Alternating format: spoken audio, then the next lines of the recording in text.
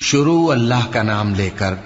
جو بڑا مہربان نہایت رحم والا ہے۔ حامیم، کتاب روشن کی قسم کہ ہم نے اس کو قرآن عربی بنایا ہے تاکہ تم لوگ سمجھو،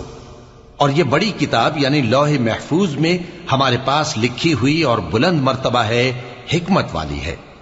تو کیا ہم پھیر دیں گے تمہاری طرف سے یہ کتاب نصیحت موڑ کر اس بنا پر کہ تم ایسے لوگ ہو جو حد پر نہیں رہتے؟ اور ہم نے پہلے لوگوں میں بھی بہت سے پیغمبر بھیجے تھے، اور جو پیغمبر بھی ان کے پاس آتا تھا تو وہ اس سے ضرور تمسخر کرتے تھے، تو جو ان میں سخت زور والے تھے ان کو ہم نے ہلاک کر دیا،